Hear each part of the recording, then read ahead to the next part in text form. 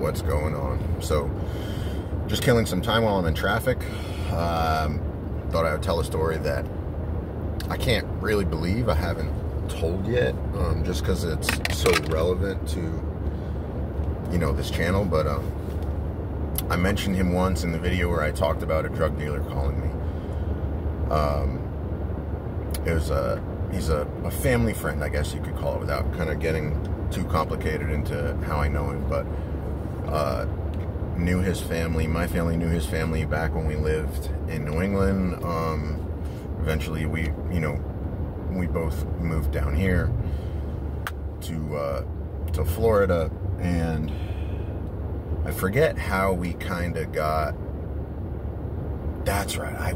He got me a job doing this desk job that I was miserable while I was doing, but that's, you know, he was more of an acquaintance, and then I started working with him, and then, you know, anyway, we both had, you know, we both liked our drugs, and he was into, you know, pills and stuff at the time. I was into that. At that time, I was into the coke and heroin, and you know, one thing led to another, and we kind of started using together. He was, you know, I was using needles, he was just putting it up his nose, and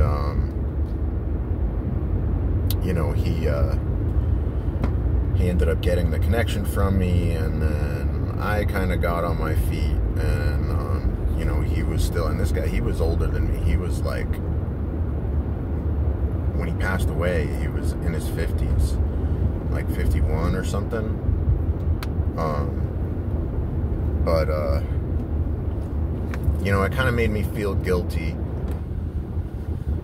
that I kind of introduced him to that. And then, you know, anyway, like I said, I got on my feet the first time around, and he was still doing his thing out there, you know, going from one job to the next. And eventually, after I had gotten, you know, I had kind of cleaned up the first time around, he started using needles too. And one thing, and I'll probably put this in the title, I always felt, and I get this feeling a lot with certain people, like, you can have role models that you look up to, and it's helpful to, you know, kind of watch what they do, and like try to, you know, get examples of how to do things right by how certain people do things. The same thing goes for, you know, learning what not to do. You know, like I said, this guy was like 15 years older than me, still, you know, ripping and roaring with just doing crazy stuff. And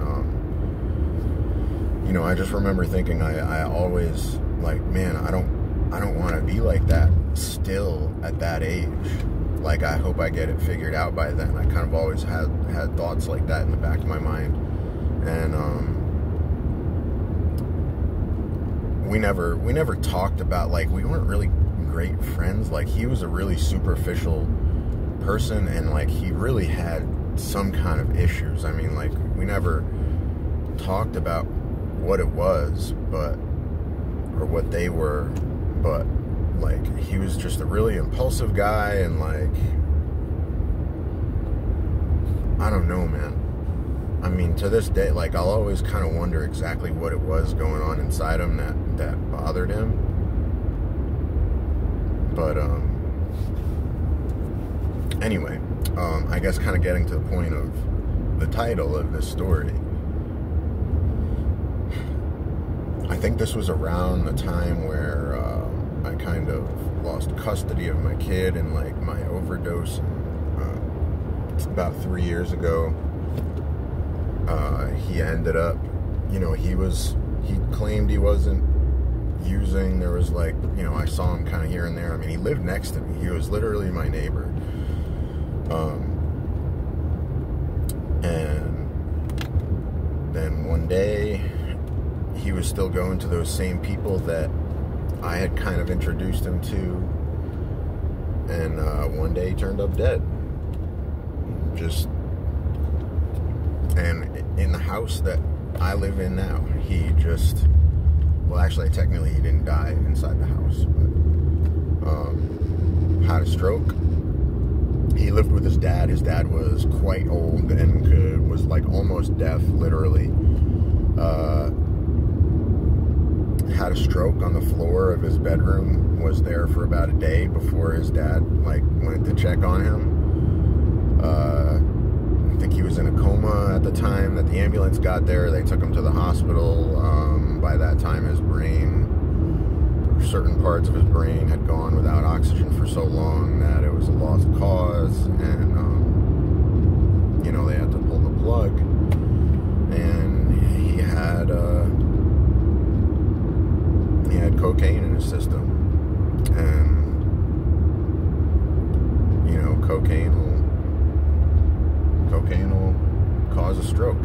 I think I never really got all that much information about the details of, like, you know, the medical details, but it sounds like it was kind of like a long-term IV cocaine abuse type thing. You know, and then he got a strong batch of some stuff that kind of was the straw that broke the camel's back. But damn, man, like how many stories like this are out there?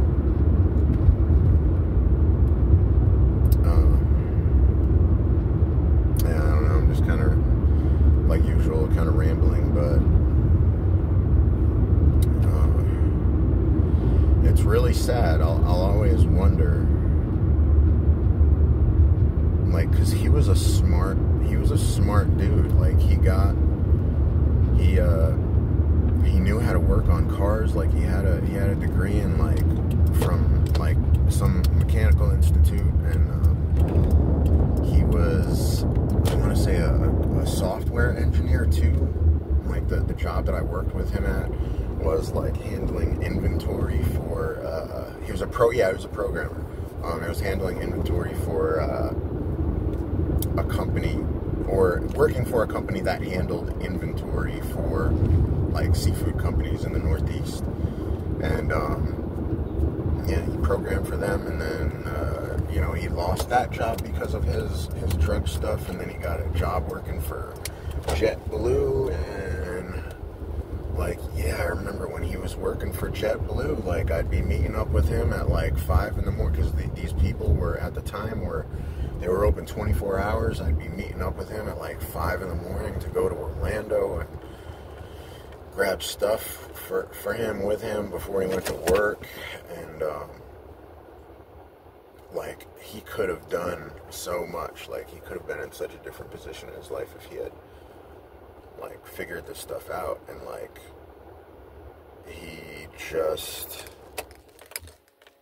never wanted to, and I never really knew why. And I remember talking to his brother one time, and like, he was one of those people that thought like you were weak if you were gonna like go to therapy, sort of thing. And like, you know, basically just like couldn't admit any of his problems, like, or like, I think it was even just like going to rehab, maybe not working, you know, doing the therapy thing, but just like he saw like going to rehab as weak, and like,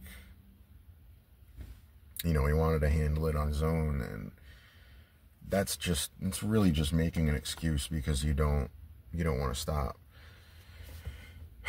Shoot.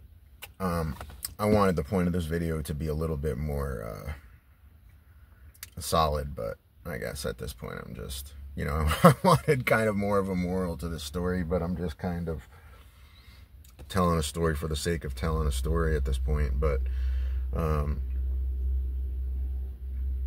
again, you know, and I can think of a lot of people like this in my life. Sometimes you need to look to certain people and pay attention to what they do,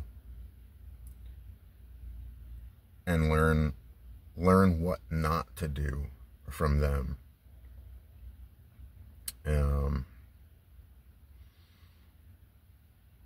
It's, I don't know, it's pretty tragic, and I mean, I still use this guy as motivation. I mean, I still got a lot of things that I need to work through at this point. But yeah, I try to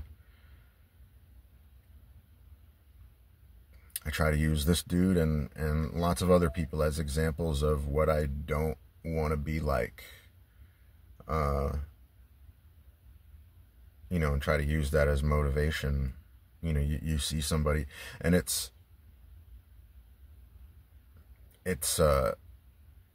really useful when you're looking at somebody that's older than you, that has similar problems. Like, you can relate to their problems. They're older than you, and they're like farther along than you are, like in a bad way.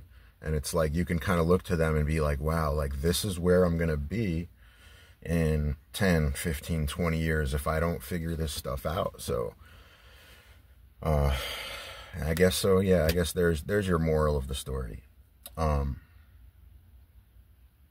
Anyway, got to get to do my thing. So, hope this helps somebody. And I'll catch you on the next one.